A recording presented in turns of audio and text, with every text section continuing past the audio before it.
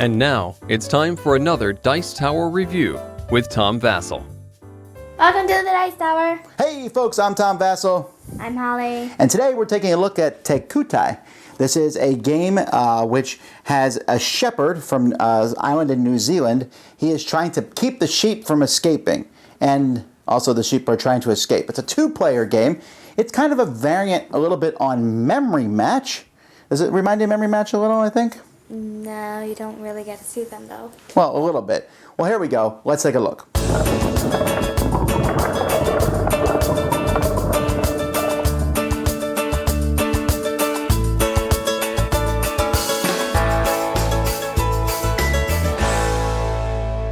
There are 25 tiles in the game, and these tiles are shuffled and placed face down in a 5x5 grid. One person is going to be the shepherd. They're going to get all these fences. The other person plays the sheep.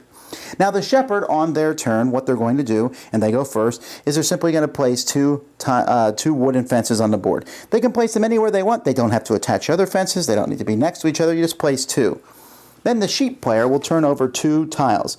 So they turn these over, they look at the sheep on them. Do they match? No, they don't. So they turn them back face over. Then the shepherd puts down two more tiles. Then the sheep player does it again. They turn over that one and that one. Ooh, now they know where a match is. However, on the shepherd's next turn, they enclose this area. Now this area, once it's enclosed, the sheep player can no longer flip over tiles in one of those areas. If the sheep player turns over a tile and it's an action tile, they will immediately do whatever that says. So here it says break a fence down. Yes! Okay? And then they can flip over one more tile. And then maybe turn over another tile. Yes! If they flip over two tiles that match sheep, they take those sheep and they're theirs. They put them in front of them. If they turn over this action tile, this lets the shepherd put out an extra fence, and then this is discarded and the sheep player turns over another tile and keeps going. This is going to happen until there are 5 or less tiles that have not been enclosed. Those tiles are flipped over. The sheep player gets any matches. The sheep player then gets 1 point for each sheep that they have. The shepherd gets 1 point for every tile in an enclosure. You calculate those points. You then switch sides. The sheep plays the shepherd side. The shepherd side plays the sheep side. You add your points from the two different halves of the game together. Your sheep score and your shepherd score. Highest total score is the winner. So what do you think about this game? I liked it. It was fun, even though I think you won. Well, that's not the point. I mean, I can win. Stay here in camera so people can see you. What did you think? Do you like the pictures of the sheep? Yes. Yeah, I thought the artwork was pretty fun. It's pretty easy to say, to see and look at. By the way, I should mention there is a solo variant where you can play by yourself. I don't play solo games, but there is one included in the game. The wooden fences and stuff, it's very minor. I mean, you don't get a lot of pieces in this box. It's pretty easy to play. There's 25 tiles and a bunch of fences.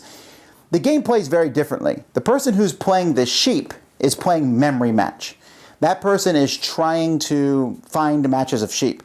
The other person is trying to enclose them. So what size is the best to enclose? Should you try to do one sheep at a time when you're the shepherd? Should you do 2x1 or 2x2? 4. Yeah, 4. That's what I think. 4 is the best. But when you do 4, I think the strategy is really not the shepherd's. He just builds fences and tries to shut stuff in.